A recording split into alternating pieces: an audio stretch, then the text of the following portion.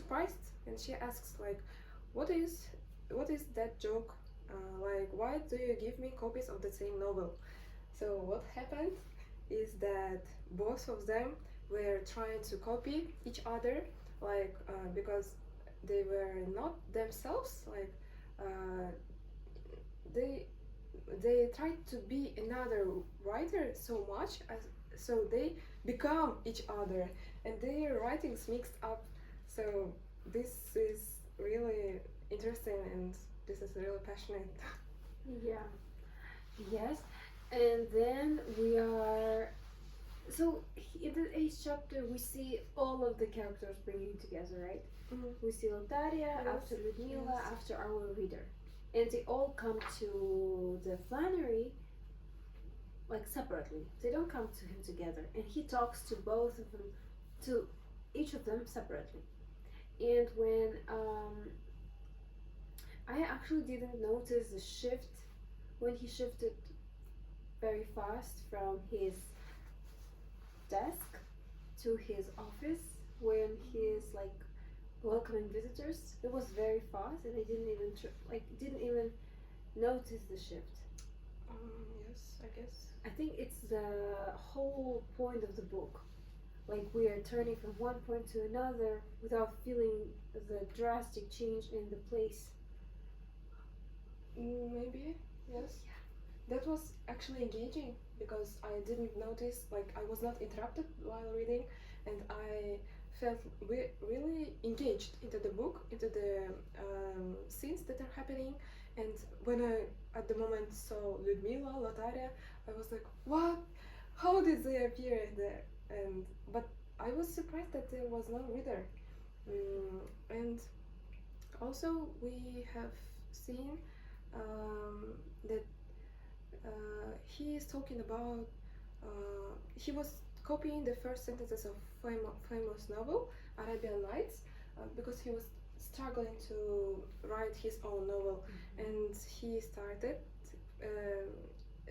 from first sentence, second sentence, and it was so engaging for him that he stopped before succumbed to the temptation to copy out all the book. So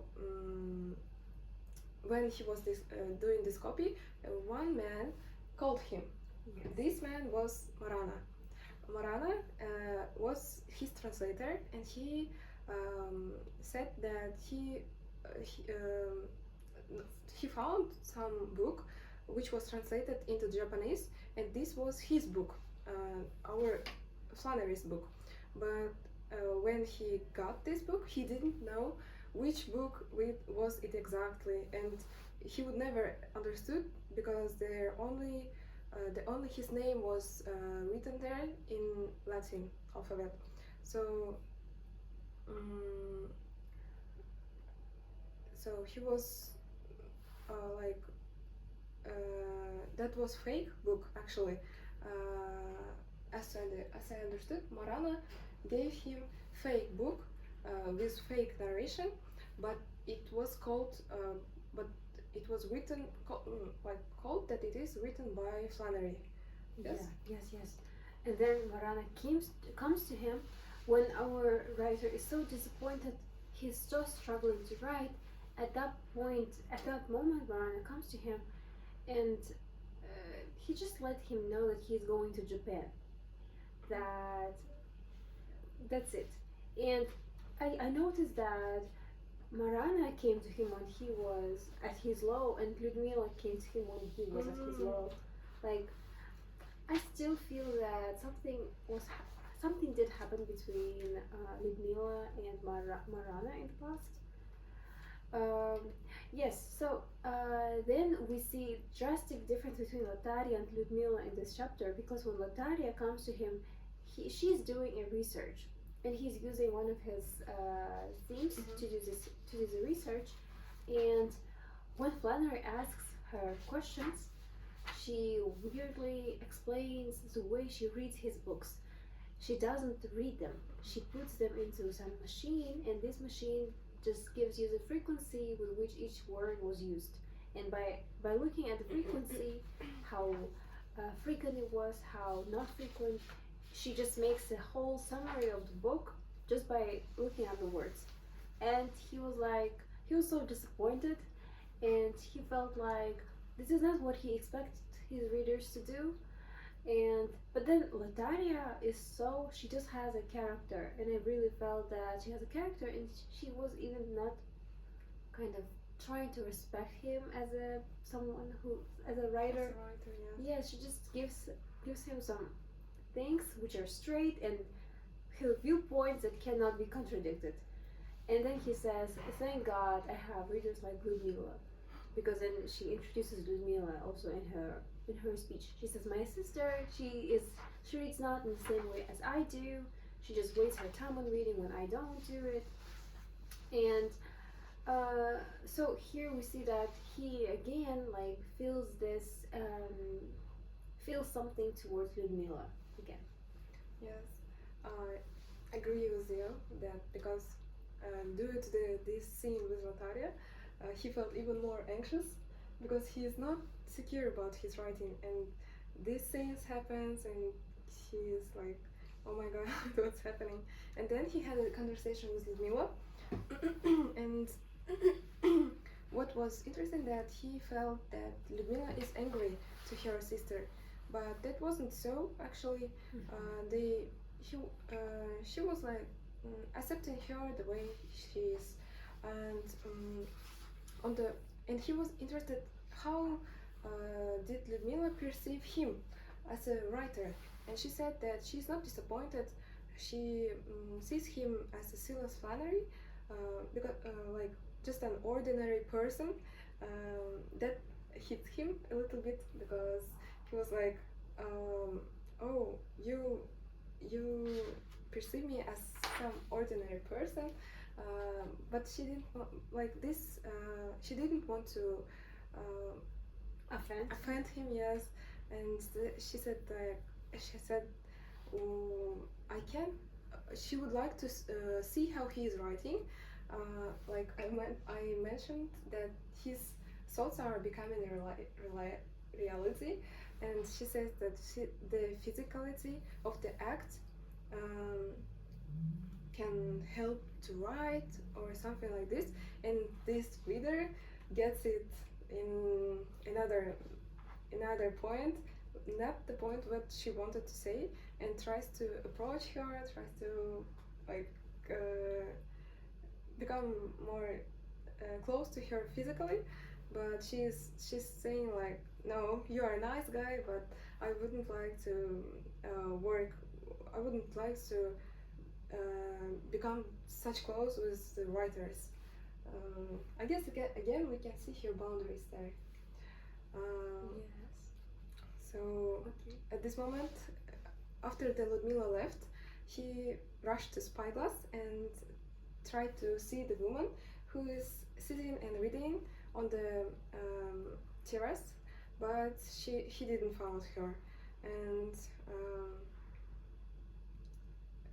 there is a and he found like this could be a plot where Ludmila and her sister and the translator are all involved.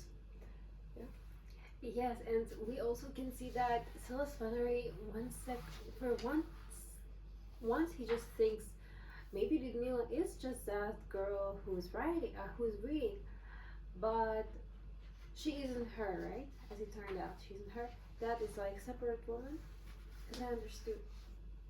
Yes, and then in the next very little shift happens, and we are presented with the reader himself at his office, and they are talking, and with him we feel this change in his talking, in his speech, because he is a man talking to a man, so it's not just like that woman.